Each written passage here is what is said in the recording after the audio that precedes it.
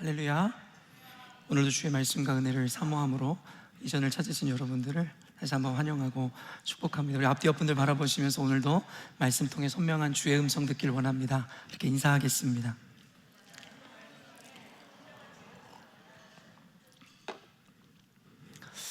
매주 여러분 이렇게 함께 만난다는 것도 참 세상 말로는 인연이고 이것도 얼마나 복된 특별한 순간인지 모르겠습니다. 근데 제가 목회를 하면서 항상 생각해 보는 것은, 항상 보는 얼굴들이지만 어떤 이들의 신앙은 날이 갈수록 성장하는가 하면 어떤 이들의 신앙은 수년째 보아도 항상 그 자리에 머물고 있는 이들을 보게 됩니다. 여러 가지 차원에서의 이 이유가 발견될 수 있겠으나 그 중에서 가장 큰 이유 중에 한 가지가 무엇이냐면 말씀을 듣고 그 즉시 잊어버린다라는 것이죠. 단순히 우리는 시간을 때우거나 어떤 도장, 스탬프에 어떤 도장을 찍기 위해서 이 자리에 나온 것이 아니잖아요. 말씀을 통해 우리의 삶을 변화시키고 조금 더 거룩한 주의 백성이 되고자 하는 그와 같은 믿음 안에서 우리가 오늘도 나와 말씀을 듣는 것이죠. 근데 너무나도 안타깝게도 그냥 그날 들은 말씀, 그날에 모두 족하다라는 생각으로 모두 잊어버린 채로 한 주를 살아가니 신앙의 발전도 성장도 달라짐도 없는 것이죠. 지난주 혹시 설교 제목 기억하는 분이 얼마나 계신지 모르겠습니다. 기억하시나요? 순간 기억 안 난 분들은 스스로 반성하시면 좋겠죠. 고작 지난주 설교 제목조차도 기억 안 나는 게 우리의 현실인지도 모르겠죠. 지난주 설교 제목이 용서의 원리였습니다. 그래서 용서에 대한 메시지를 여러분에게 전해드렸더랬죠. 여러분은 얼마나 한 주 동안 용서하는 삶을 사셨고 이것을 실천하는 삶을 사셨습니까? 그냥 들음에서 그쳐버린다면 그것은 우리에게 아무런 열매를 맺을 수가 없는 것입니다. 옳다 옳다 좋다 좋다로는 충분하지 않습니다. 우리 삶으로 살아낼 때라야 그 생명력 있는 말씀이 나의 것이 되고 그것이 나의 수준이 되기 때문입니다. 그런데 지난주에 했었던 용서에 대한 메시지를 많은 분들이 온전히 다 이해하지 못했지 않나라는 생각을 해봐요. 용서라는 것을 여러분들에게 그 메시지를 전하면 대부분의 분들은 나에게 해를 가하거나 잘못한 사람의 죄를 그냥 덮어주고 잊어주고 탕감해주고 단순히 이런 개념에서만 좀 생각하는 경향이 있습니다. 그것도 물론 틀린 것은 아니지만 지난주에 제가 전하고자 했었던 핵심 포인트는 뭐냐면 용서를 통해서 그냥 내 안에 있는 그들을 좀 보내주라는 이야기였습니다. 그를 통해 이루고자 하는 것은 그 사람에게 면죄부를 주는 의미가 아니라 내가 자유함을 입는다라는 의미였습니다. 남을 용서하지 못하면요, 내게 원수 맺었던 그 사람은 그냥 발 뻗고 살아가는데, 자고 살아가는데 나만 고통당하는 거예요. 그렇기 때문에 그에게 복수를 한답시고 용서하지 않는 것이 얼마나 어리석은 것인지에 대해 여러분에게 전했던 거예요. 여러분, 그들의 죄는 정말 악한 겁니다. 그걸 단순히 덮고 면죄부를 주라는 이야기가 아니라 이제 그만 여러분 안에서 놓아주라는 얘기예요. 그래서 비로소 여러분은 좀 자유롭게 살아가라는 이야기가 지난 설교에서 제가 전하고자 했었던 가장 핵심적인 메시지이진 않았나라는 생각을 합니다. 그 설교에 연이어서 오늘은 여러분에게 자유를 논하는가?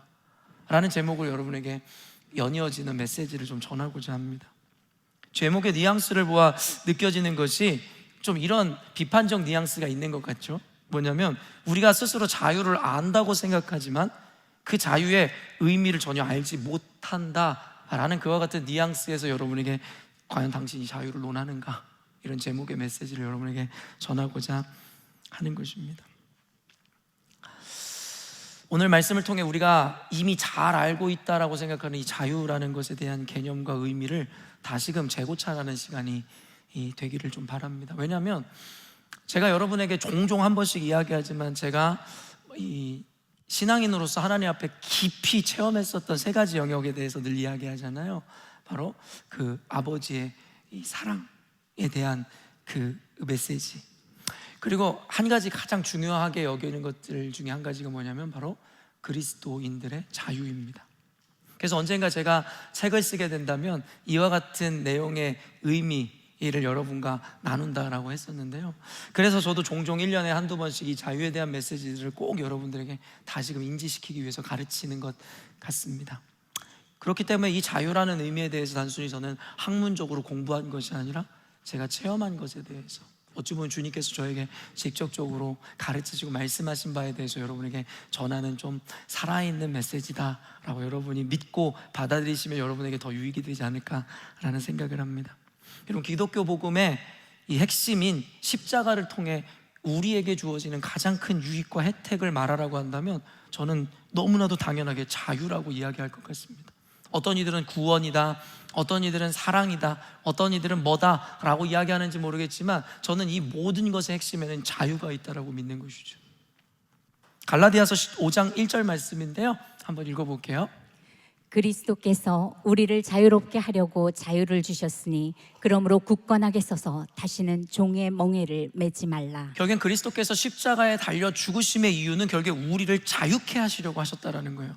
그 의미는 뭐냐면 이전에 우리는 자유롭지 않았다라는 것이죠. 그렇기 때문에 너희들이 예수를 믿어 자유자가 되었다면 이제는 다시는 종의 멍에, 다시는 노예와 같은 삶을 살지 말라고 분명하게 갈라디아서 말씀에서 우리에게 선언하고 있는 거죠. 다시 한번 선언하고 이야기하지만 예수님께서 십자가에 죽으심은 결국 우리를 자유롭게 하기 위하심입니다. 근데 이 자유를 크게 세 가지로 이해했으면 좋겠는데요, 첫째는 죄로부터의 자유입니다. 이것에 대해서도 여러 가지 갈래로 여러분에게 설명해 드릴 수 있겠지만 결국에는 필연적 죄인인 우리가 죄로 말미암아 죽을 수밖에 없었는데 그리스도의 십자가로 말미암아 우리를 죄에서 자유케 하심으로 인하여 우리를 구원에 이르게 했다라는 거예요. 결국에는 구원의 핵심에도 자유가 있는 겁니다. 죄로부터 우리를 탕감하여 완전히 랜섬하셔서 자유롭게 만드셨다는 것이죠. 그렇기 때문에 이와 같은 관련된 개념에서 로마서에서 선언하는 게 누구든지 그리스도 예수 안에 있는 자에게는 결코 정죄함이 없다라는 거예요. 죄가 없다라는 얘기가 아닙니다. 제가 여러분이 하루에도 얼마나 많은 죄를 범하고 살아갑니까? 자신이 죄인인 줄조차도 인지하지 못하는 것이 죄라는 것도 깨닫지 못하죠. 우리는 수도 없는 죄를 집니다. 그럼에도 불구하고 주님께서 말씀하시죠. 정죄함이 없다라는 거예요. 그 이유는 우리가 죄가 없는 무죄함을 입은 자들이기 때문이 아니라 주님께서 그리스도의 보혈로 우리를 덮으신다라는 겁니다. 그래서 우리는 죄로부터 자유하고 고로 우리는 구원을 얻게 되었다는 신학적인 개념입니다. 그리고 둘째는 무엇이냐면 좀 더 이제는 실제적이고 좀 프랙티컬한 의미에서 이해할 수 있을 것인데요, 우리를 억누르고 억압하는 모든 개념으로부터 자유해졌다는 거예요. 여러분을 억누르고 억압하던 모든 개념입니다.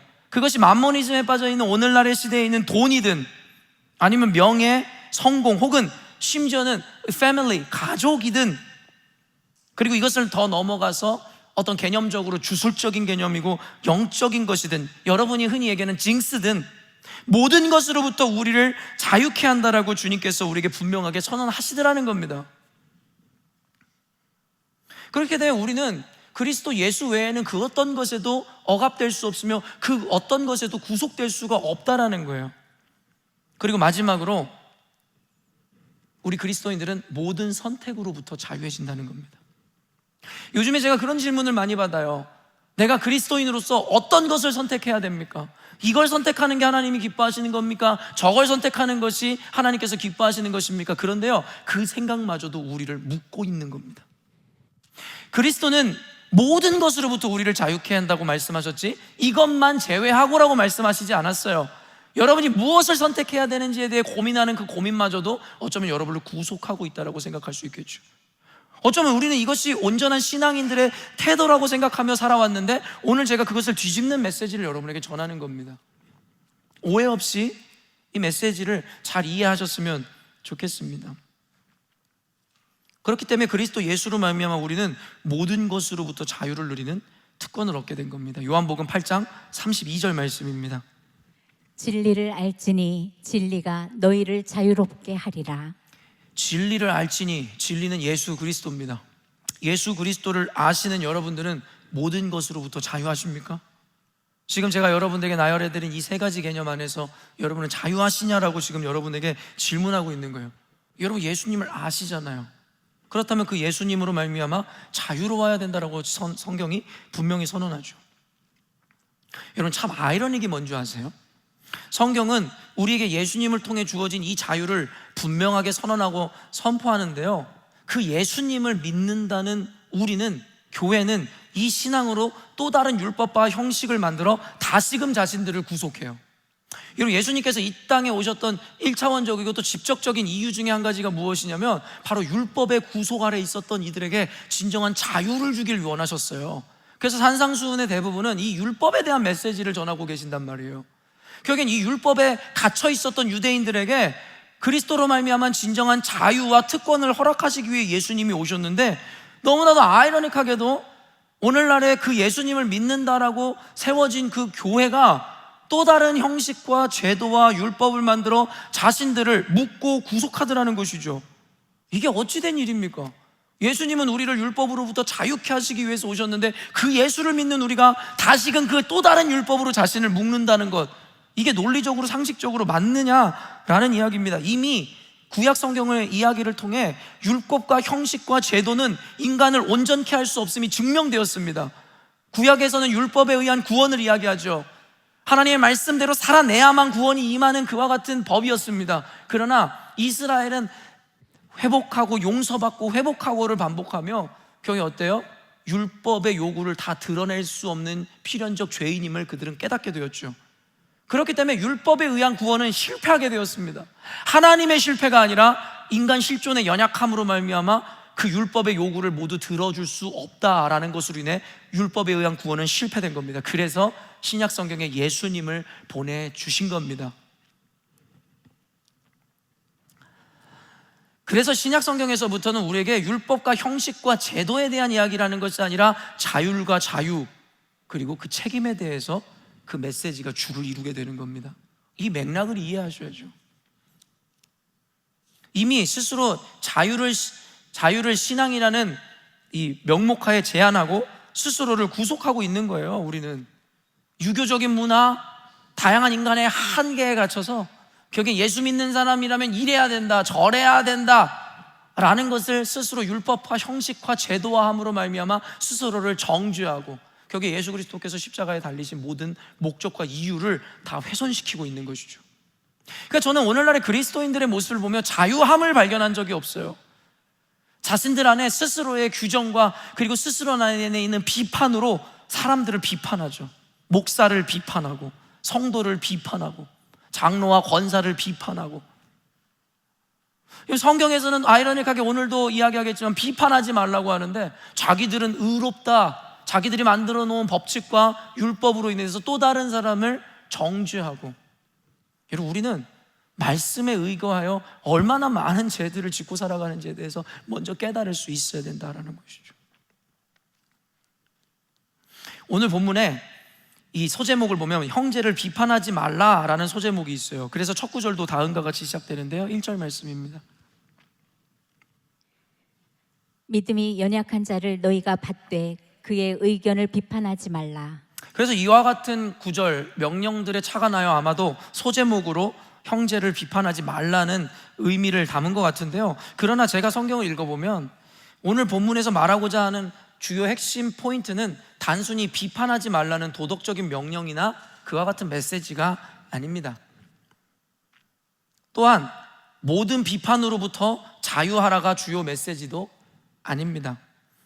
이 본문에는 이 윤리적인 명령보다 훨씬 더 본질적인 신앙적 명제와 선언이 있다라고 저는 믿는데요, 여러분, 먼저 비판하지 말라는 말을 역으로 하면 나도 함부로 비판받지 않는다의 의미를 갖고 있어요. 맞잖아요. 남을 비판하지 않는다면 나 역시도 비판받을 수가 없죠. 성경은 이 논리와 원리를 그대로 우리에게 전하고 있어요. 그래서 비판받기 싫어하는 자, 남을 비판하지 말라고 이야기하고 있는 거예요. 근데 우리의 죄성, 또 자꾸 죄성 얘기해서 미안한데, 우리는 남을 비판하고 비난하는 거는 즐거워하는데 자기가 조금만 조언을 듣거나 누군가에게 어드바이스를 듣는 것조차도 싫어하잖아요. 자기가 그렇게 비판받거나 누군가에게 평가받기를 싫으면 자기도 남을 비판하거나 평가하지 말아야 되는 것이 너무나도 당연한 상식일 텐데, 자기는 하루에도 수도 없는 사람을 저지하고 블레임하고 평가하면서 자기 스스로는 누구에게도 평가받고 싶지를 않아 한다라는 것이죠. 그래서 많은 이들이 성경에서 종종 다루는 비판하지 말라는 메시지를 통해 함부로 자신을 정죄하거나 가르치려 하지 말라고 하며 자신에게 비판하거나 교훈하는 자들을 몰아치죠. 그래서 교회에서 목사가 어떤 교훈을 하거나 조언을 하거나 어떤 메시지가 전해지면 자기에게 이롭거나 자기가 받아들일 수 없는 맥락의 메시지나 교훈들이라면 목사님 왜 저를 정죄하십니까? 정죄하지 말라고 했는데 왜 비판하십니까? 이런 이야기를 들어 교회에서는 더 이상 이와 같은 메시지들이 선포되질 않는 거예요. 왜요? 성도들이 교회를 다 떠나니까요. 비판하지 말라고 했잖아요. 정죄하지 말라고 했잖아요. 그런데 왜 교회에 오면 우리가 왜 정죄를 받아야 되고 우리가 왜 비판을 받아야 됩니까? 너무 어리석은 자들의 이야기와 개념들인 것이죠. 여러분, 용서하면은 가장 먼저 떠오르는 메시지, 예수님의 말씀이 바로 마태복음 7장 말씀입니다. 무슨 말씀이에요? 비판하지 말라고 이야기하는 거죠. 너는 형제의 눈에 있는 티는 보면서 내 눈에 들보가 있음을 보지 못하노라 이야기하죠. 제가 언젠가도 이 말씀에 대해서 강해했지만 이것에 대해서도 소제목으로 비판하지 말라는 제목을 붙여놨지만 그 마태복음 7장에 있는 이 비판하지 말라는 이 말씀의 메시지의 핵심은 우리가 이해하는 것 같은 비판하지 말라가 그 주요 핵심 메시지가 아닙니다. 그래서 말미에 뭐라고 하는 줄 아세요? 비판하려거든 네 눈 안에 있는 들보를 먼저 빼내어 놓은 이유에라야 형제 눈에 있는 티를 빼내리라. 비판하지 말라는 메시지입니까? 아니죠. 비판하라는 메시지입니다. 다만 비판을 하려거든 네가 먼저 옳게 서야 된다는 이야기를 하는 거죠. 여러분, 우리가 어떻게 세상을 비판하지 않고 정죄하지 않는데 예수를 전할 수 있단 말입니까? 오늘날의 WCC나 NCCK, WEA에서 이야기하는 것처럼 다원주의, 모든 구원이 모든 종교에 있다, 오직 예수만이 구원의 길이 아니다라고 이야기하는 집단들이나 이와 같은 자들에 대한 이야기들을 생각해 보시라는 말이에요. 비판하지 말라는 거죠. 포스트 모더니즘 시대의 시대관을 그대로 받아들인 자들의 행태입니다. 화합하자, 연합하자, 다 좋은 말 같죠? 그리스도께서 언제 우리에게 그와 같은 용납과 화합과 하나됨을 가르치셨습니까? 예수를 중심으로 하나 되는 것이지 예수 외에 하나 되라고 가르치는 말씀이 없습니다. 근데 그들이 하는 메시지가 그와 같은 것입니다. 왜요? 모두를 비판하지 말고 정죄하지 말라. 포스트 모더니즘 시대에 있는 진리에 대한 이해가 무엇입니까? 상대주의라고 이야기했어요. 너만 진리냐? 나도 진리다. 너만 옳으냐? 나도 옳으다. 그러니까 함부로 나를 비판하지 말라. 그래서 오늘날에는 누구도 교훈하거나 비판할 수 없어요. 심지어는 선생님들도, 심지어는 목회자들도 말입니다. 그런데 어떻게 복음을 가르칩니까? 어떻게 예수를 전합니까? 여러분, 예수를 전하고 구원을 전하는 데 있어서 첫 번째가 무슨 메시지인 줄 아세요? 당신은 죄인입니다예요. 정죄로부터 복음의 메시지가 시작되는 겁니다. 그래서 예수님이 처음에 이 땅에 오시기 전에 세례 요한이 뭐라고 했다고요? Repent, 회개하라. The heaven is near. 천국이 가까워 왔느니라. 정죄로부터 시작하는 겁니다. 그래야 우리 실존의 한계를 알고 우리의 죄성을 인식해서 주님의 십자가 앞으로 나아가죠. 모두가 자기가 옳다 여기는 자들이 비판받지 않고 정죄받지 않음으로 말미암아 십자가의 필요성과 당위를 느끼지도 못하니까요. 그러므로 로마서에서 정죄하지 말라는 메시지, 오늘도 비판하지 말라는 이 메시지의 핵심은 무엇이냐면 누구든지 그리스도 예수 안에 있을 때라야, 우리가 그 온전한 자격을 갖출 때라야 이 모든 비판으로부터 자유해지는 겁니다. 자기 안에는 이와 같은 믿음도 없으면서 그냥 교회에 나와 앉아있다고 해서 모든 비판으로부터 자유할 거라고 생각하지 마세요. 비판받지 않는다면 성경에서 사생아라고 이야기합니다. 사생하고 남의 자식에게는 굳이 가르치려고 하지 않죠. 왜요? 어떻게 되든 관계 없으니까 말입니다. 하나님은 결코 저와 여러분을 내버려 두시지 않을 겁니다. 사실 교회는 스스로 죄인임을 인정하여 예수님을 통해 구원을 이루고자 모인 집단입니다. 여러분과 제가 스스로 죄인임을 인정한 거죠. 여기서 분명한 사실은 모두가 죄인이라는 겁니다. 저를 포함하여 여러분 모두가 말입니다. 그렇기 때문에 우리 안에는 선한 것이 없어요. 성경에서 선언하죠. 선한 것이 없으되 하나도 없다고요. 오직 하나님 외에는 선한 것이 없습니다. 여러분이 아무리 많은 돈을 도네이션하고 많은 어떤 어려운 곳에 가서 봉사 활동을 한다 할지라도 성경은 분명하게 규정합니다. 우리는 선하지 않다라는 거죠. 그렇게 우리 안에 선한 것이 없어 하나님의 말씀을 배우고 실천하며 자신의 불완전함을 하나님의 말씀의 완전함으로 채우고자 하는 것, 그게 바로 저와 여러분이 교회를 다니는 이유입니다. 한 번 구원받았고 한 번 교회 왔으니까 됐다가 아니라 우리는 죽을 때까지 예수님 앞에 십자가를 부여잡고 교회에 출석하여 신앙생활을 해야 되는 이유이기도 합니다. 왜냐하면 우리는 완전할 수 없기 때문이죠. 그런데 비판하거나 가르치려 하지 말라고 하면 이와 같은 교회의 존재 목적과 의미를 부정하는 것이고 또한 그와 같은 태도를 보이는 것입니다. 그렇기 때문에 여러분, 이와 같은 개념 여러분 잘 이해하시고 신앙생활을 하셔야 될 겁니다. 그러나 모든 성경의 가르침이 그러하듯이 우리는 단순히 1차원적인 이 문자로 드러나는 명령이나 교훈을 따르기 전에 그 명령과 교훈 이면에 담겨져 있는 의도와 목적, 그리고 전하고자 하는 본래의 메시지를 좀 보아야 합니다. 결국 함부로 비판하지 말아야 하는 이 분명한 이유와 근거를 우리들에게 남기고 있으니까요. 단순하게 비판하지 말라를 윤리적으로, 도덕적으로, 율법적으로 지켜 행하라는 게 아니라 왜 비판하지 말아야 되는지에 대한 그 분명한 이유와 근거를 먼저 알으라는 겁니다. 7절 8절 말씀입니다. 우리 중에 누구든지 자기를 위하여 사는 자가 없고 자기를 위하여 죽는 자도 없도다. 우리가 살아도 주를 위하여 살고 죽어도 주를 위하여 죽나니 그러므로 사나 죽으나 우리가 주의 것이로다. 여러분, 우리가 비판하지 말아야 한다든가 아니면 비판받지 말아야 된다라는 그 핵심 개념에는 바로 이 전제가 있는 겁니다. 우리 중에 누구든지 자기를 위해 사는 자가 없어야 된다라는 거예요. 살아도 주를 위해 살고 죽어도 주를 위해 죽기 때문에 우리가 행하는 것에 대해서 누군가에 의해 비판받을 수 없다라는 겁니다. 결국은 비판하는 행위 자체가 부정하다기보다는, 그것을 부정한다기보다는 누군가의 행위를 함부로 비판할 수 없고 판단할 수 없다라는 의미가 여기에 담겨 있다라는 겁니다. 우리가 모두 주를 위해 존재하기 때문이라는 것이죠. 그렇기 때문에 비판하지 말라, 나는 정죄하지 말라, 난 정죄함이 없다, 이 이야기를 하기 이전에 먼저 여러분이 그리스도 예수 안에 있어 살아도 주를 위해 살고 죽어도 주를 위해 죽는 존재의 거듭남을 이루셨는지에 대해서 먼저 생각하셔야죠. 이 선행 작업이, 이 전제가 없이 단순히 나를 비판하지 말라, 나는 정죄함이 없다, 아니요, 다 쓸데없는 소리입니다. 여러분, 그렇기 때문에 이 거듭남이라는 것이 그렇게 중요한 거예요. 우리 존재의 목적 자체가 이유가 달라지기 때문입니다. 좋은 대학을 가고 좋은 직장을 얻고 좋은 데 시집장가 가는 게 우리 삶의 목적과 이유가 아닙니다. 적어도 하나님을 알지 못하는 자들, 무신론자들은 그런지 모르겠으나 하나님을 아는 하나님의 자녀들, 하나님의 창조를 따르는 우리들은 여러분 그와 같은 사고로 살아가지 않아요. 원래는 그런 삶을 살았을지언정 예수로 말미암아 거듭나, 갈라디아서 말씀처럼 내 자아를 십자가에 못 박고 그러므로 말미암아 내가 사는 것이 아니라 내 안에 예수께서 사는 삶을 살아가는 삶이라면 여러분, 우리는 살아도 주를 위해 살고 죽어도 주를 위해 죽는 존재입니다. 그렇기 때문에 그런 자들에게 비로소 자유가 주어지는 겁니다. 그런데 여전히도 내 자녀를 위해 살아가고 내 성공을 위해 살아가고 내 명예와 쾌락과 욕망을 위해서 살아감으로 말미암아 주님과는 무관한 인생을 살아가면서 주님께서 주신 이 특권과 자유가 내게도 있다, 헛소리하지 마시라는 거죠. 그런 자유는 애초에 주어진 적이 없어요. 자신들이 착각하고 있는 것이죠.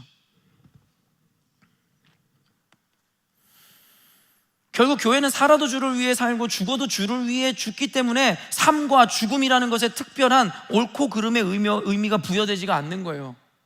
사는 게 좋은 겁니까? 죽는 게 좋은 겁니까? 사는 게 나쁜 겁니까? 죽는 게 나쁜 겁니까? 그런 거에 대한 특별한 규정이 없어요. 왜냐하면 우리는 살아도 주를 위해 살고 죽어도 주를 위해 죽으니 모든 것이 거룩하고 모든 것이 옳은 것이죠. 또한 우리의 선택의 어떠함이 옳고 그름을 나눌 수 없다라는 거예요. 여러분, 시드니에 살아야 됩니까? 한국에 살아야 됩니까? 미국에 살아야 됩니까? 그 선택에 있어서 옳고 그름이 어디 있습니까? 그 선택을 하는 내가 누구인가가 중요하다라고 성경에서 이야기하는 것이죠. 그냥 여러분의 선택이에요. 다만 그 선택의 중심에는 늘 하나님의 영광과 목적이 있는 것이죠. 그런 그들이 선택한 것이라면 하나님께서는 정죄하지 않으신다고 말씀하시는 거예요. 그렇기 때문에 내가 김치찌개를 먹어야 됩니까? 된장찌개를 먹어야 됩니까? 여러분, 이런 어리석은 질문을 하나님께 하지 마세요. 왜냐하면 늘 여러분에게 전하지만 하나님 우리에게 도리어 묻는 거예요. 너는 뭘 먹고 싶은데? 이게 그리스도인들에게 주어진 특권이고 자유입니다. 왜냐하면 하나님은 우리를 사랑하시기 때문에. 하나님이 원하시는 것은 인류 구원 그런 거 아닙니다. 하나님이 사랑하는 내가 행복하길 원하시는 게 첫째 되는 겁니다. 우리가 하나님께 그런 존재라고요. 그렇기 때문에 하나님은 우리에게 명령하고 나가 전도하고 나가 순교하고 이와 같은 명령을 하기 전에 너가 어떤 존재인지를 먼저 알라는 거예요. 순교도 명령에 의해 죽는 순교는 개죽음입니다. 제가 믿는 건 뭔지 아세요? 순교가 좋다 나쁘다가 아니에요. 순교를 하되 willing to, 내가 기꺼이, 내가 주님 앞에 어떤 존재인지를 알아 그분을 위해 내가 기꺼이 내 생명을 내놓을 때에 그것을 주님께서는 기뻐 받으신다는 것이지, 명령과 율법에 내가 예수 믿으니까 죽어야지 무슬림처럼 몸에다 폭탄을 메고 가가지고 자폭한다고 해서 구원이 임하는 게 아닙니다. 우리가 이 사실을 알아야 되는 거예요. 여러분, 하나님의 종이 되기 전에 먼저 하나님의 자녀가 되세요. 그리고 여러분이 하나님의 명령을 수행하기 전에 아버지의 마음을 먼저 느끼시면 죽어도 주를 위해 죽고, 그러면 사도 바울처럼 이와 같은 고백을 할 수 있는 거예요. 내 안에 사는 이는 그리스도시니 나의 죽음도 유익함이라. 죽는 걸 좋아하는 사람이 어디 있습니까? 죽음을 지향하는 자가 어디 있습니까? 근데 사도 바울은 그 죽음마저도 내게 유익함이라. 왠지 아세요? 그 안에 이미 예수께서 살아계시기 때문에, 그는 이미 예수님의 사람이기 때문에 그렇습니다. 이런 정의를 내리면서 어떤 이들은 그럼 우리가 도둑질을 하거나 살인을 해도 아무런 상관이 없다는 것인지에 대해 의문을 제기할지도 모르겠어요. 내가 예수 믿는 사람으로서 그러면 내가 도둑질을 하든 내가 나쁜 짓을 하든 그것도 상관없단 말입니까? 여러분, 이와 같은 명제에 있어서 전제된 것이 뭐예요? 바로 내가 교회라면, 내가 하나님의 자녀라면 이라고 이야기했습니다. 즉 교회는 주를 위해 존재하고 주의 말씀을 준행하는 자들입니다. 그런 자들이라면 주님의 마음을 헤아려 주님이 원치 않는 것을 할 일이 없습니다. 내가 도둑질을 하고 살인을 하고 강간을 저지르면서 내가 하나님을 믿는다? 애초에 이건 어불성설이고 논리적으로 성립될 수가 없는 거예요. 야고보서에서 이야기하지만 내가 주여 주여 한다고 해서 주님께서 우리에게 구원을 허락하시는 게 아니에요. 예수님께서 마태복음에 뭐라고 말씀하세요? 내게 주여 주여 하는 자마다 천국에 가는 것이 아니라 아버지의 뜻대로 행하는 자라야 천국에 갈 것이다 라고 이야기했죠. 그렇기 때문에 아까 이야기한 자유 가운데 주어진 그 선택의 의미가 아닌 하나님의 명령과 하나님의 뜻에 따라 하지 말아야 될 것을 선택하고 행하는 그것에 대해 면죄부가 주어지는 것은 아니다라는 겁니다. 우리의 믿음이 진짜 믿음이라면 하나님의 뜻대로 살아갈 수밖에 없기 때문입니다. 그래서 누군가가 이야기했듯이 그리스도인이라면 하나님이 미워하는 것을 미워하고 하나님이 사랑하는 것을 사랑할 수밖에 없기에 하나님이 미워하는 저와 같은 죄를 저지를 수 없다는 것이죠. 다만 선택의 자유함이란 옳고 그름, 선과 악이라는 것이 규정되어지지 않는, 하나님도 정의하지 않는 것에 대해서 굳이 우리가 묻고 따지지 말라는 겁니다. 그래서 아브라함이 여러분 조카 롯과 헤어질 때 뭐라고 이야기합니까? 네가 좌하면 내가 우하고 네가 우하면 내가 좌하리라. 여러분, 이 정도 자신감은 있어야 되는 거 아닙니까? 왜 여러분 아브라함이라고 여러분 보는 눈이 없었겠어요? 그때 고대 사회에서 여러분 2000년 전도 아니고 수천 년 전입니다. 그때 당시에 여러분 얼마나 장유유서 개념이 훨씬 강했겠어요. 어른이 선택하는 거예요. 조카 롯이 선택하기 전에 아브라함은 이런 권리가 있었어요. 야, 내가 이거 선택하면 넌 반대길로 가. 이제 나 따라오지 마. 근데 여러분 그때 이미 상식을 깨는 아브라함의 자신감이 드러나는 거예요. 뭐라는 거예요? 너 어디 가고 싶니? 네가 가고 싶은 거 먼저 선택해. 나는 너랑 반대로 갈게. 그때 여러분 롯이 선택한 게 뭐예요? 보기에도 좋고 먹음직도 한 선악과를 여러분 베어 물었던 그와 같은 선택을 하죠. 소돔과 고모라를 향해 가는 겁니다. 멸망의 도시로 가는 겁니다. 근데 아브라함은 왜 그 젖과 꿀이 흐르는 땅이 안 보였겠습니까? 근데 아브라함은 먼저 선택하라는 거예요. 왠지 아세요? 그의 믿음이 있었죠. 어디를 가는 게 중요한 것이 아니라 내가 가는 곳마다 하나님이 복을 주시겠다는 그 메시지를 알고 있었기 때문입니다. 내가 하나님의 사람이라면 내가 밟는 땅이 하나님의 것이 됩니다. 여러분 믿으십니까? 어떤 직장을 갖고 어떤 곳에 가서 살아가는 게 중요한 게 아니라 내가 어떤 존재인지에 대해서 먼저 내가 분명하게 규정하는 게 중요합니다. 그럼 내가 선택하신 것을 하나님의 영광과 결코 무관하지 않다 주님 말씀하실 것이기 때문입니다. 그게 자유입니다. 내 멋대로 하고 내 마음대로 하는 게 자유가 아니라 주님 안에 있는 나라면 내가 무엇을 선택하건 무엇을 행해도 하나님께서 인정하신다. 그게 자유인 겁니다. 그래서 먼저 열거된 예시들이 다음과 같은데요. 2절 3절 한번 읽어보겠습니다. 어떤 사람은 모든 것을 먹을 만한 믿음이 있고 믿음이 연약한 자는 채소만 먹느니라. 먹는 자는 먹지 않는 자를 업신여기지 말고 먹지 않는 자는 먹는 자를 비판하지 말라. 이는 하나님이 그를 받으셨음이라. 여기서 무언가를 먹고 먹지 않음을 논하고 있는데요. 그 무언가는 여러분 그냥 정확히 고기입니다. 고기를 먹냐 먹지 않냐 이런 얘기를 하는 거죠. 그런데 오늘 로마서 본문에는 이 고기라고 정확하게 이야기하지는 않았잖아요. 이를 유추하는 단서가 2절에 논하여진 채소만 먹는 믿음이 연약한 자일 수는 있겠지만, 채소만 먹는다고 해서 무조건 고기를 먹는 것을 금한다로 이어지지는 않을 테니까. 그러나 이것이 고기라고 제가 명확하게 명시할 수 있는 이유는, 이는 로마서뿐만 아니라 고린도전서에서도 이미 컨텍스트상 이해할 수 있기 때문입니다. 고린도전서 8장 13절 말씀이에요. 그러므로 만일 내 형제를 실족하게 한다면 나는 영원히 고기를 먹지 아니하여 내 형제를 실족하지 않게 하리라. 여러분, 뭐라고 이야기하는 거예요? 만약에 이 음식이, 내가 이건 구체적으로 이야기하면 고기를 먹는 행위가 내 형제를 실족하게 한다면 나는 그냥 영원히 고기를 먹지 않겠다라고 이야기하더라는 거죠. 그러니까 그때 당시에 그들에게 있어서 이 고기를 먹냐 안 먹냐는 굉장히 사회적으로 이슈가 되었던 문제고, 무엇보다 신앙적으로 큰 이슈가 되었던 교회 안에서의 문제였음을 우리가 살펴볼 수 있다는 거죠. 맥락을 살펴보면 당시 고린도 시장에서 매매되었던 고기 중에 상당수는 이미 우상들, 제단에 바쳐졌던, 드려졌던 제물들이었어요. 그래서 그곳에서 남는 것을 다시 시장에 가져다가 내파는 행위들이 고린도에서 일어났었거든요. 그러다 보니까 그 고기를 사서 고기를 조리해서 먹는다는 건 그들, 교회인 그들에게 있어서 어떤 의미였냐면, 우상에게 바쳐진 재물을 내가 먹는다라는 생각을 했던 것이죠. 그렇기 때문에 교회에서 말 그대로 믿음이 연약한 자들은 복음에 대한 지식과 이해가 적었고 이 자유의 의미를 몰랐기 때문에 그와 같은 행위를 굉장히 부정적으로 여겼던 거죠. 근데 이게 고린도의 말씀에 그대로 있는데, 왜 이런 문화가 한국 기독교에도 여러분 영향 끼쳤는지 제가 조사를 해봐야겠지만 전 이해 안 되는 게 있어요. 왜냐하면 제가 어렸을 때 우리 집도 제사를 드리는 집이었다고 제가 여러분들에게 이야기했어요. 그럼 매년 한 두세 번 항상 한 집에 모여서 제사를 드리는 거예요.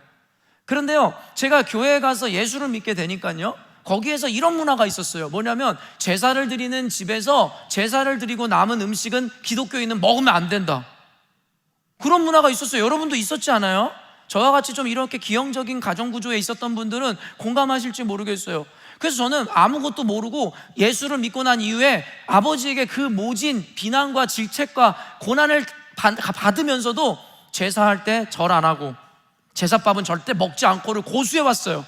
그래서 그 다음에는 우리 아버지의 변화가 있어서 뭐라 그랬어요? 두영이 쟤를 위해서는 따로 식사를 차려줘라, 쟤는 제사밥 안 먹는 애야 라는 그와 같은 인정까지 받아냈다고요. 그런데 그때는 그냥 무지성으로 교회의 문화를 따랐던 저였는데, 제가 공부를 하고 성경을 읽으면서 깨닫는 것이 무엇이냐면, 성경에서 사도 바울은 우상에게 바쳐진 음식은 아무것도 아니며 그것은 아무 의미와 가치가 없는 것이라고 선언했음에도 불구하고 오늘날의 기독교인들, 신앙 좋은 이들이라면 제사상에 올려진 음식은 먹으면 안 된다라는 문화와 인식이 팽배한 것 자체가 이해가 안 되더라는 것이죠. 그것에 대해 타파하기 위해 예수님이 오셨고 십자가에 달려 죽으셨는데, 우리는 또다시 예수를 십자가에 못 박는 거죠. 아까도 이야기한 것처럼 그거예요. 율법으로부터 자유하라고 예수님이 오셨는데 2000년 이후에 살아가는 우리들은 또 다른 율법을 만든 것과 동시에 제사상에 바쳐진 음식은 아무것도 아니다라고 이미 사도 바울이 선언했음에도 불구하고 2000년이 지나 살아가는 우리들은 제사상에 바쳐진 음식은 먹을 수 없다라는 스스로의 금기를 만들어 버리더라는 거죠. 얼마나 어리석습니까? 얼마나 어리석습니까? 자유하라 하셨는데 그 음식 따위가 뭐라고? 여러분은 진짜로 그러면 귀신이, 조상이 와서 여러분 그 차려놓은 음식을 먹는다라고 생각하는 거예요? 그것이 얼마나 어리석습니까? 그 믿음이 없다면 왜 우리가 그 음식을 못 먹습니까? 왜 우리를 자유하라 했는데 스스로가 종노릇하고 살아가느냐라고 여러분에게 상식적으로, 논리적으로 지금 설명해드리고 있는 겁니다. 그런데요, 아까도 얘기했지만 복음에 대한 지식과 이해가 적었던 믿음이 연약한 교인들을 위해서 사도 바울이 이렇게 이야기하는 거예요. 고린도전서 8장 4절. 그러므로 우상의 제물을 먹는 일에 대하여는 우리가 우상은 세상에 아무것도 아니며 또한 하나님은 한 분밖에 없는 줄 아노라. 여러분, 미리 이렇게 이야기하는 거예요. 그러므로 우상의 제물을 먹는 것에 대해서 너희들 안에 설왕설래가 있는데 분명하게 규정하는데, 우리가 우상은 세상에서 아무것도 아니며 또한 하나님은 한 분밖에 없는 줄을 아노라. 그러니까 너희들이 섬기는 신도 허구의 것이고 거짓일지며 고로 그들에게 바쳐진 음식은 아무런 영적인 의미를 갖추지 않는데 너희들 왜 거기에 묶여 있냐라고 이야기하는 거죠. 사도 바울의 논리는 다음과 같아요. 어차피 우상은 거짓 존재이고 아무런 권세가 없는 존재이기에 애초에 우상의 제물이라는 것은 아무런 의미가 없다는 거예요. 고로 먹든 먹지 않든 아무 관계가 없다라고 그 뒤에 고린도전서에서 계속 이야기합니다. 그러나 그가 고기를 먹지 않겠다고 선언하는 이유는 자신에게는 자유가 있어 먹든 먹지 않든 관계가 없지만 혹이나 자신이 고기를 먹는다고 하여 시험에 드는 믿음이 연약한 자가 있을까 하여 스스로 그냥 그 자유를 포기한다라고 이야기하는 겁니다. 고린도전서 8장 9절 말씀입니다. 그런즉 너희가 자유가 믿음이 약한 자들에게 걸려 넘어지게 하는 것이 되지 않도록 조심하라. 그래서 뭐라고 이야기하냐면 너희가 자유가 있어. 고기를 먹든 먹지 않든 선택할 자유가 있다고. 그런데 너희의 그 자유가 믿음이 약한 자들을 혹시 시험에 들게 한다면 너희들이 조심해야 될 것이고, 심지어 사도 바울은 조심의 차원을 넘어 그 자유를 포기하더라는 것이죠. 꼭 관련된 메시지는 아니었는데요, 말씀을 준비하면서 본 여러분 만나교회 김병삼 목사님이라는 분을 알고 있을 텐데, 그가 어떤 이 기고문의 어떤 일화를 여러분에게 잠깐 소개하려고 하는데 여러분 한번 들어보세요. 제가 군복무 시절 그분의 이야기예요. 근무하던 곳에 서부 전선에서 가장 높은 산이 있습니다. 가막산인데 대전의 계룡산처럼 온갖 잡신과 우상 숭배가 난무하는 곳입니다. 제가 군종 활동을 하던 그 지역에 진지 보수 공사를 막 하고 막사를 다시 짓는 작업을 해야 했습니다. 그래서 그 산을 드나들던 무속인들의 출입을 금하게 되었습니다. 그러자 군부대의 항의가 이어졌고 막사를 짓기 위해 산 정상에 있는 옹달샘을 시멘트로 막아야 했습니다. 그러던 어느 날 한 무속인이 찾아와 소대장에게 이렇게 말했습니다. 그 옹달샘은 이 산에 있는 신령의 숨구멍인데 그것을 틀어막으면 사람이 앞으로 10명이 죽게 될 것이다. 그 말을 들은 소대장과 부대원들은 두려움에 떨기 시작했습니다. 밤에 근무를 서다 귀신을 보았다는 소문이 나기 시작했습니다. 그런데 그날부터 사람이 죽기 시작했습니다. 가막산 주변에서 교통사고가 나기도 하고, 그런데 그러한 인명사고는 늘 일어나던 일이었던 것이죠. 가만히 생각해 보세요. 사람이 죽고 사는 것은 늘 있는 일입니다. 아마도 10명이 죽을 때까지 그 부대원들은 다 공포에 떨 것입니다. 신앙이 깊었던 당시 사단장은 군목인 저에게 그 부대의 군 공사 현장에 올라가서 가장 큰 성황당과 나무를 태워버리라고 했습니다. 제가 기도를 하고 예배를 드리고 나무를 자르려 하는데 아무도 도와주지 않았습니다. 괜히 손을 댔다가 어떤 재앙이 내릴지 모른다는 무서움에 아무도 나서지 않았었던 것입니다. 할 수 없이 저는 혼자 나무를 자르고 잘린 가지와 걸쳐놓은 성황당의 천조각들을 태우고 예배를 드렸습니다. 벌써 25년이 지났습니다. 아마 그 산 주위에 많은 사람이 태어나고 죽었을 것입니다. 그 당시 저에게 그 부대원들이 참 우매하게 보였습니다. 서울대학을 나온 소대장이 헛것을 보고 다리를 다쳐 붕대를 감고 있었던 모습도 너무나 한심스럽게 보였습니다. 왜냐하면 하나님을 믿으면 우상 숭배하는 것이 참 우스워 보이기 때문입니다. 하나님께서 지으신 것에 절하고 공포에 떠는 것이 어떻게 믿음을 가진 사람들에게 이해할 수 있는 일이겠습니까? 여러분, 이 이야기를 들으면서 우리 안에 실제적으로 이와 같이 잔지하는 개념들과 두려움들이 있다는 걸 전해주고 싶었어요. 여러분은 다릅니까? 여러분, 한 설문조사에 따르면 교회를 다니는 이들이 여러분 과반수 이상이 점집을 다녀오거나 점을 봤던 경험이 있다고 합니다. 이유가 무엇입니까? 불안하기 때문이에요. 두렵기 때문입니다. 사실 여러분, 저도 이와 같은 경험을 군대에서 했었어요. 저는 지뢰제거봉이어서 여러분 DMZ에서 저는 텐트 막사를 치고선 거기서 지뢰제거하는 일을 했었습니다. 그러다 보니까 사람의 통제가 되는 곳이기 때문에 거기에는 별의별 여러분 동물원에서나 볼 법한 동물들이 있었어요. 그런데 여러분, 우리가 지뢰를 제거하기 위해서 파괴통이라는 것을 집어넣고 공명폭발을 일으키거든요. 그래서 지뢰를 제거하는 원리인데, 폭탄을 제거하기 위해 폭탄을 터뜨리는 거예요.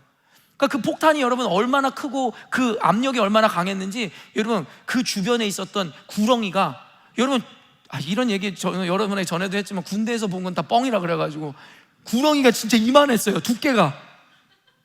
여러분은 못 믿겠지만 저는 보았어요. DMZ에서 있는 일이에요. 여러분, 얘가 얼마나 놀랐는지 겉에 아무런 상처가 없었어요. 근데 내부 장기 파열인지 뭔지 모르겠지만 얘가 죽은 거예요. 그랬더니 군대에서 난리가 났어요. 여러분, 지뢰 제거를 하다가 여러분 몇 사람이 발목이 돌아가고 몇 사람이 죽었는지 아십니까? 여러분, 그러다 보니까 안 그래도 이런 미신이라든가 이건 두려움에 있었던 곳이에요. 그런데 여러분, 이만한 구렁이가 죽었다고 하니까 사람들이 난리가 난 거예요. 무서운 거죠. 신령한 존재가 죽었다라는 거예요. 우리 때문에. 그래서 여러분, 그들의 부대적으로 뭘 했는지 아세요? 그 구렁이를 땅에 묻고 그 위에 음식을 차리고 막걸리를 붓고 거기다가 절을 하는 거예요. 무사하게 해달라고. 저는 여러분 그때 당시에 예수님을 믿는 한 젊은이로서 여러분 그걸 보면서 진짜 화가 나는 거죠. 어리석다 생각이 드는 거예요. 그래서 제가 한 행동이 뭔지 아세요? 그날 밤에 여러분 그 묻었던 곳을 찾아가서 그것을 발로 막 밟으면서 제가 뭐라고 선언했는 줄 아세요? 나는 살아계신 하나님을 믿는 사람이다. 너와 같은 존재가 능력이 있어 과연 나의 털끝 하나라도 건들 수 있다면 너가 나에게 네가 할 수 있는 모든 일을 해봐라. 내가 믿는 것은 우리 하나님이 나를 반드시 지킬 것이라는 것을 믿는다. 이런 제 반대 정신이었어요. 어리석은 것에 끌려다니는 사람들에 대하여 안타까움의 하나의 행동이었던 것 같아요. 저는요, 그 이후로 아무 일도 없이 무사히 제대했고 지금까지도 살아있습니다. 저와 그들의 차이가 뭔지 아세요? 저는 그와 같은 미신과 나를 억압할 수 있는 모든 것으로부터 자유하고 승리하는 삶을 살고, 그와 같은 자들은 그와 같은 일들이 일어날 때마다 그 안에서 느끼는 두려움과 억압과 구속에서 살아가겠죠. 얼마나 어리석습니까? 제가 종종 웃자고 하는 이야기도 있습니다. 징크스도 마찬가지입니다. 징크스라고 하는 거 말입니다. 시험을 볼 때는 속옷도 갈아입지 말아야 되고, 문을 넘을 때는 문턱을 밟지도 말아야 되고, 밥 먹을 때는 다리를 떨면 안 되고, 지나가다가 여러분 똥차를 보면 여러분 세 바퀴 돌아가지고 뭐 침을 뱉고 세 바퀴를 돌아야 복을 얻고, 그거 자체가 여러분 우리를 구속하는 거예요.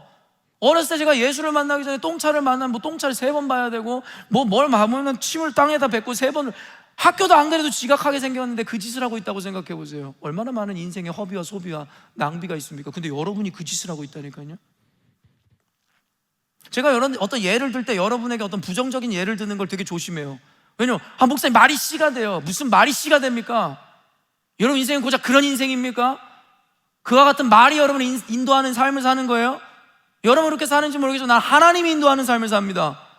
어떤 말을 들어도, 어떤 저주를 들어도 그 저주가 저에게 영향력이 있는 것이 아니라 하나님의 인도하심이 제게 능력이 있는 것이니까요. 여러분 그런 곳에 유치하게 구속되고 살아가지만, 그게 고린도전서 교회에 오늘 그리고 로마서에 이야기하는 믿음이 연약한 자들이 했던 행동들이에요. 복음에는 아무것도 아니라고 이야기했는데 스스로 믿음이 연약하여 교인이라고 하면서도 우상에게 바쳐진 음식은 감히 손도 못 대고 채소만 먹고. 여러분 저는 고기테리언이거든요. 여러분 왜 야채만 먹습니까? 고기가 얼마나 맛있는데. 제가 카이렁제 식당 가가지고 스테이크를 먹으면서 입에서 씹으면서, 야 이렇게 맛있는 게 근데 이걸 왜 안 먹어? 난 김옥주 집사님 이해가 안 되는 거야. 그래서 왜 안 먹어? 뭐 믿음이 연약한 자들을 위해서 그런 거면 내가 존중하는데, 고기가 얼마나 맛있는데요. 스스로 고기 먹는 것을 포기한 거예요. 어리석죠. 왜 채소만 먹습니까? 멍청하죠. 하나님은 모든 것이 가하고 우리가 모든 것이 유익하다, 모든 것을 할 수 있다고 얘기했는데 스스로가 안 하는 겁니다. 믿음에 의해 사도 바울이 했던 것과 같은 스스로 안 함이 아니라 어리석음에 빠져 믿음 없어 스스로 안 한 말입니다. 그게 구속입니다. 그게 자유를 잃어버린 겁니다. 그래서 우리 현은주 자매한테도 제가 종종 점검하잖아요. 이 징크스에서 벗어나셨습니까? 벗어나셨다고 우리 현은주 자매가 항상 선포하거든요. 이제 제임스만 남은 거예요. 제임스도 자유하십니까? 아멘이세요? 아멘으로 선포하세요. 여러분 그 어떤 것도 여러분의 삶을 구속하게 하지 마세요. 관념이든, 아까 제가 얘기했어요, 관념이든 미신이든 그 어떤 세상의 상식이든 확장시켜서 명예든 돈이든 여러분의 자존심이든 그게 여러분을 인도하게 하지 마세요. 우리의 인도자는 오직 하나님이시니까 말입니다. 결론적으로 고기를 먹든 먹지 않든 그 어떤 행위도 옳고 그름과는 전혀 무관하다는 겁니다. 고기를 먹든 고기를 먹지 않든. 우리는 종종 진영 논리나 확진 편향의 개념으로 흑백 논리에 빠져서 세상을 이해하려고 하는 경향이 있어요. 그래서 결국 옳고 그름, 선과 악을 자기 기준으로 정하여 한쪽을 선택하고 그렇지 않은 이들을 비난하는 거예요. 확증 편향적이고 진영 논리에 빠진 거죠. 내가 속해 있으면 무조건 우리 편이 좋은 편인 거야. 교회도 그렇게 생각하는 사람이 많아요. 그런 게 어디 있습니까? 우리 열린문교회는 무조건 옳습니까? 그런 건 없습니다. 우리 열린문교회도 똑같이 말씀 앞에 서야 됩니다. 말씀에서 옳다 하는 것을 행하면 옳은 것이고 아니다라는 것을 행하면 악한 것입니다. 우리 열린문 교회이기 때문에 좋은 건 없습니다. 그렇기 때문에 여러분도 편을 짜지 마세요. 자기 중심에 빠져서 확증 편향적으로 내가 옳다 여기는 것이니까 옳다라고 생각하지 마세요. 선한 것 하나 없는 당신과 제가 무엇이 옳다 그르다를 정할 수 있단 말입니까? 참으로 어리석은 거예요. 그와 같은 이원 분리적인 삶을 살아가는 자들 말입니다. 신앙인들에게도 나타나는 증상이죠. 그저 자신들이 잘하고 배운 교회나 문화와 그리고 습관들 혹은 교리만을 유일한 진리인 양 그것을 움켜쥐고 살아가는 이들. 그래서 다른 이들을 비판하고 다른 교단을 비판하고 다른 신앙인들을 비판하고 자기 문화나 습관, 자기 옳음으로 그들을 비난해서는 안 돼요. 다만 WCC나 WEA나 NCCK 그와 같이 성경에 의거하여 오직 유일하신 하나님과 유일하신 예수 그리스도를 부정하는 집단에 대해서 정죄하고 비판하는 거죠. 그런 이들이라면 다른 교단, 다른 교회뿐만 아니라 우리 성도라도 저는 언제든 비난하고 비판하고 정죄할 준비가 되어 있습니다. 그게 그들을 살리는 길이니까요. 오직 예수님만이 길이요 진리요 생명이심을 믿으시길 바랍니다. 마지막으로 혹은 어떤 이들은 어떤 선택의 기로 해서 이게 이제 오늘의 마지막일 것인데요, 하나님의 뜻을 알고자 기도하고 매 선택의 순간마다 고민합니다. 그건 제가 신앙의 초기에 있었던 마음이에요. 저는 주님 앞에 로봇가 되고 싶었거든요. 그냥 주님의 뜻대로만 살고 싶어서 내 의지 같은 거 필요 없었습니다. free will 필요 없습니다. 그냥 하나님의 뜻대로 로봇처럼 그렇게 살고 싶었습니다. 근데 그게 하나님의 뜻이 아닌 것을 발견했죠. 왜냐하면 주님은 우리에게 자유의지라는 것을 주심으로 말미암아 스스로 선택한 것을 통해 하나님께 영광 돌리기를 원하셨으니까 말입니다. 그렇기 때문에 신앙인들은 매 선택의 순간마다 주님이 뭘 원하시는지 주님의 뜻대로 하고자 고민합니다. 좋은 태도이고 습관입니다. 그러나 성숙한 이가 갖춰야 되는 태도는 아닙니다. 우리가 놓치고 있는 게 있어요. 아까도 얘기했지만 하나님은 우리가 무엇을 선택하고 어떤 길로 가고에 그렇게 큰 관심이 없다. 그저 그 선택을 한 내가 누군가에 관심이 있다. 5절 6절 말씀 읽어봅니다. 어떤 사람은 이 날을 저 날보다 낮게 여기고 어떤 사람은 모든 날을 같게 여기나니 각각 자기 마음으로 확정할지니라. 나를 중히 여기는 자도 주를 위하여 중히 여기고 먹는 자도 주를 위하여 먹으니 이는 하나님께 감사함이요 먹지 않는 자도 주를 위하여 먹지 아니하며 하나님께 감사하느니라. 그럼 여기서 이야기하는 게 어떤 사람은 저 날을 중하게 여기고 어떤 사람은 이 날을 똑같이 여기고, 여기서 이야기하는 핵심이 뭐예요? 어떤 날도 중하거나 중하지 않은 것에 대해서 규정할 수 없다. 그러면서 뭐라고 얘기해요? 자기 마음으로 확정할지니라. 이거를 그냥 쉽게 얘기하면 뭔지 아세요? 네 마음대로 해. 이 날이 중요하다라고 의미를 부여하면 너한테는 중요한 것인데 중요하지 않다고 생각하는 사람한테는 중요하지 않아. 뭐 자매들 막 결혼 기념일이라든가 뭐 생일이라든가 막 그거 중요하게 생각하는 사람들 있잖아요. 난 그분들은 무시하는 게 아니에요. 자기들한테는 중요한가 보죠. 근데 저는 안 중요해요. 요즘에 그래서 결혼 기념일이 14일이었는지 24일이었는지도 가물가물해요.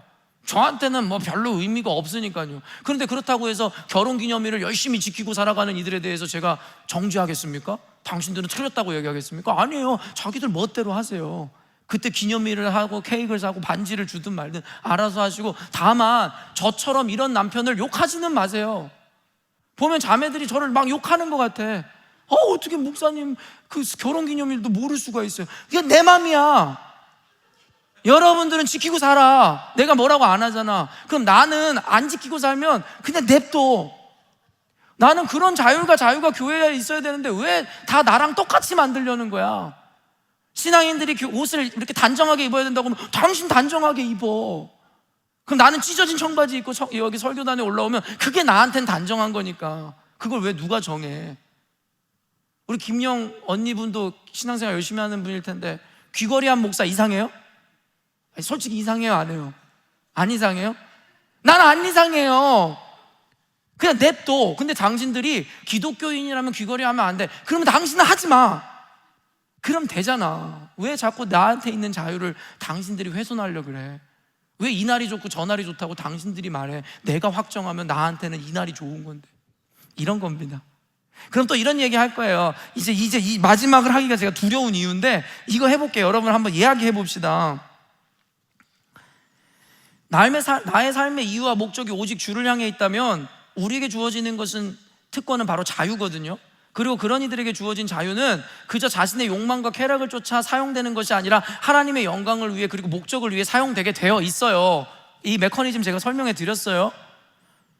그런 이들은 어떤 개념이 귀속되는 존재가 아니라 그 어떤 개념을 정의하는 존재가 되는 거예요. 저와 여러분이 그리스도 예수 안에 있으면 뭐가 옳다 그르다에 정해진 특정한 것으로 인해서 내가 규정되는 게 아니라요, 나에 의해 그것이 정의되는 거예요. 그래서 누군가에게 옳은 게 꼭 남에게는 여러분 꼭 옳은 게 아닐 수도 있고, 저 사람에게 그런 게 나에게도 꼭 그런 게 되지 않는다는 그런 의미예요. 옳고 그름은 유동적인 거예요. 다원주의자들이 얘기하는 거랑은 다른 거예요.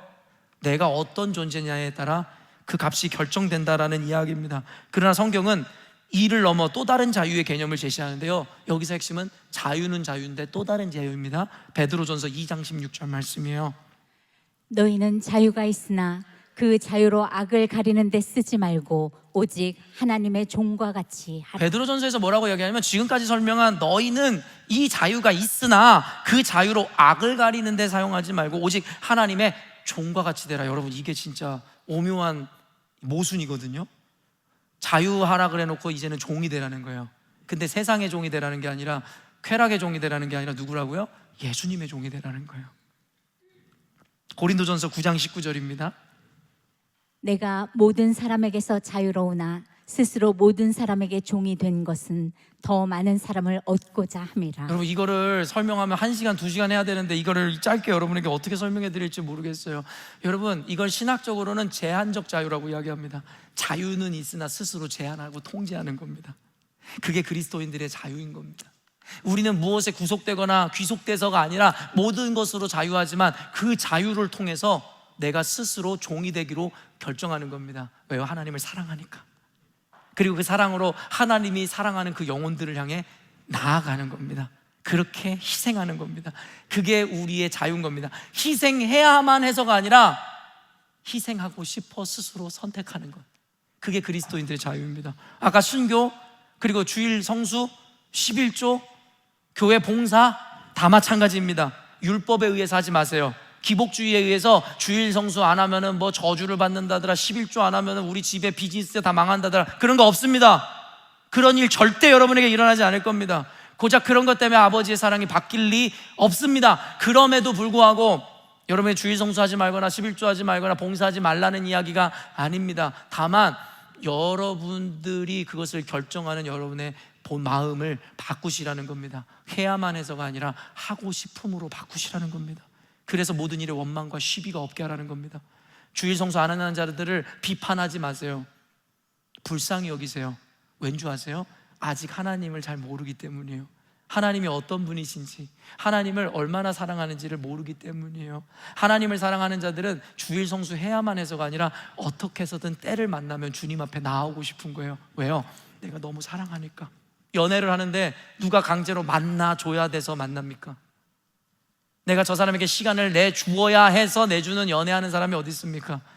사랑이 있으니 없는 시간도 만들어서 만나고 싶고, 피곤한데도 눈을 비벼가면서도 통화하고 싶고, 이게 사랑입니다. 이게 자발적 순종과 헌신입니다. 우리가 예수님을 따라가는 건 개처럼 도살장 끌려가는, 소처럼 끌려가는 게 아닙니다. 해야만 해서가 아닙니다. 내가 하고 싶으니까입니다. 우리가 신앙생활하는 건 내가 주를 만났고 주를 사랑하고 그래서 하고 싶은 겁니다. 그게 신앙의 본질이고 핵심입니다.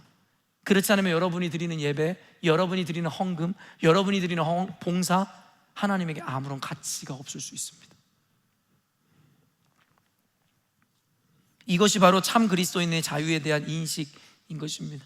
좀 더 프랙티컬리 연결하면 오늘날의 교회 안에 술, 담배에 대한 논의가 여전히도 뜨거운 감자입니다. 술, 담배 해도 되냐 안 해야 되냐, 특별히 이는 구원과는 무관한 것이지 않냐 라고 이야기하면서 자기들의 즐길 것을 다 즐기고자 하는 자들의 결국에는 이 변론이고 논리이겠죠. 물론입니다. 제가 여러분에게 오늘 분명하게 짧은 1분이지만 결정해 드릴게요. 술, 담배 하는 거 죄 아닙니다. 그리고 그거 한다고 해서 구원 못 받는 거 아닙니다. 전혀 관계없습니다. 목사도 술 마실 수 있고 목사도 담배 필 수 있습니다. 그것과 하나님의 사랑이 여러분 그로 인해 끊어지지도 않으며 내 구원과는 무관하고 그것은 전혀 죄로 규정될 수도 없습니다. 다만 사도 바울이 결정하는 바와 같이 단순히 되고 안 되고의 문제가 아니라 스스로 포기하는 겁니다. 스스로 포기하는 거예요. 고기를 먹을 수 있는 자유가 있지만 내가 고기를 먹는 것 때문에 실족하는 영혼이 있다면 내가 고기를 먹을 수 있는 자유가 있으나 그것을 포기하겠다는 거예요. 바로 첫째로는 하나님의 영광을 위해, 둘째로는 하나님이 사랑하시는 그 영혼들을 위해서라는 말입니다. 그런데 꼭 이런 이야기를 하면 옆에서 그런 이야기를 해요. 목사님, 그럼 목사님이 귀걸이하고 이런 것 때문에 좋아하는 사람도 있지만 싫어하는 사람이 있으면 그 사람들이 실족할 것이 두려워서 목사님이 귀걸이하는 자유를 포기하면 되잖아요. 여러분, 그렇게 단순한 문제였으면 포기했습니다. 귀걸이 한다고 해서 더 잘 살 것도 없고 안 한다고 해서 못 살 것도 없지 않습니까? 그거 하고는 싶지만 포기하는 거 저한테 어렵지 않아요. 그리고 교회 올 때만 안 차면 되잖아. 집에서 우럴스 갈 때 차고 밖에 누구 만나러 갈 때 사면 되잖아. 그런 눈속임하는 게 저에게 뭐가 어렵겠어요. 그러나 술, 담배와 같이 이와 같이 사회적이고 전반적인 보편적 인식 차원이 아니었어요. 아까 고기를 먹는 문제는요, 단순히 한 명의 자유의 개념이 아니라 사회적으로 그 유대인들 사회에 있었던 교회의 하나의 지대한 영향력이었다고요. 선교사들에 의해서 한국에 들어온 술, 담배에 대한 이와 같은 문화 인식이 그때 당시에 고기를 먹지 않아야 된다는 것과 동일한 의미였단 말이에요. 단순히 개인의 취향이나 성향의 문제가 아니에요. 그렇기 때문에 모든 사람의 성향과 취향, 그 사람들의 문화적 인식을 바꿀 수 없기 때문에 선교사들이 스스로 포기하자에 사도 바울의 이 원리를 가져와서 오늘날의 보수적인 교회에서는 술, 담배를 하지 말자로까지 이어진 겁니다. 단순히 지엽적인 의미에서 목사님 그것 때문에 실족하는 영혼을 위해서 포기하세요. 그러면 저 홀딱 벗어야 됩니다. 여러분, 근데 홀딱 벗으면 또 어떻게 해요? 흉하다고 옷 입으라 그러고, 그럼 입으면 왜 그런 거 입었냐 그러고, 어떻게 하라는 겁니까? 그런 의미에서 영혼을 위해서 자기를 포기하는 개념이 아니에요. 그러니까 이거를 가지고 하나의 자기 논리로 삼지 마세요. 그냥 술, 담배 하고 싶은 거잖아요. 차라리 그게 더 정직해요. 저는 와가지고 저한테 구원과는 무관한 거 아니냐, 뭐 사도 바울도 뭐 어쩌고 저쩌고, 그럼 목사님도 왜 포기하지 않으면서 우리한테 이런 이야기 하지 말고 그냥 정직하게 얘기하겠어요. 그냥 술, 담배 하고 싶은 거잖아요. 그럼 하세요. 다만 여러분들에게 이야기할게요. 죄는 아니에요. 근데 여러분이 끊었으면 좋겠어요. 왠지 아세요? 여러분이 하나님을 깊이 사랑하면 할수록, 하나님께 가까워가면 갈수록 여러분의 자유를 통해 여러분의 자유로 이용하는 게 아니라 그 자유를 통해 그리스도의 종이 되려 할 것이기 때문입니다. 그게 성숙이고 성장입니다. 어른은 아이들처럼 자기 자유를 마음대로 사용하는 자가 아니라 그 자유를 때로는 억제하고 컨트롤할 수 있는 자들입니다. 이걸 신앙적으로 제한적 자유라고 이야기하는 것입니다. 자유가 있으나 우리가 이 자유로 아무거나 행하는 것이 아니라 이 자유를 얻은 우리는 그 자유를 통해 어떤 행위에 대한 의미와 동기를 찾아 때로는 스스로 주를 위해 그 자유를 포기하기도 하고, 때로는 누구에게 그 자유를 가르쳐 주어야도 하는, 이것이 바로 그리스도인들이 누려야 하는 진정한 자유의 의미입니다. 아마 이 짧은 설교를 통해 이 메시지들을, 제가 책을 한 권을 내야 되는 이 메시지를 여러분이 다 이해할 수는 없었을 것이고, 그러다 보니 여러분들이 어떤 것에 대해 이견이 있거나 그것에 대한 충분한 논거가 제시받지 못했을 수도 있습니다. 그러나 그런 분들은 오늘 셀 모임에서 자유롭게 토론하시고, 그리고 저에게 오셔서 직접 물어보세요. 그것에 대해서 답변할 수 있는 논리와 레퍼런스, 그와 같은 지혜가 저에게 있습니다. 다만 제가 개런티 할게요. 아무도 오지 않을 겁니다. 왜냐하면 그런 이들은 결국엔 자신에게 주어진 그 자유를 포기하고 싶지 않은 사람일 테니까 말입니다. 그렇기 때문에 이 오묘한 이 텐션, 이 밸런스, 그 이 개념 여러분이 잘 이해하시고, 때가 되면 저를 찾아오시고, 때가 되면 저와 함께 자유롭게 토론하시는 저 여러분 되셨으면 좋겠습니다. 여러분 모두가 그리스도 예수 안에서 결코 정죄함이 없는 자유자로서 여러분 스스로가 선택하는 것을 모두 하나님께 영광 돌리는 복된 그리스도인들 되시기를 주님의 이름으로 축원합니다. 아멘. 기도하겠습니다.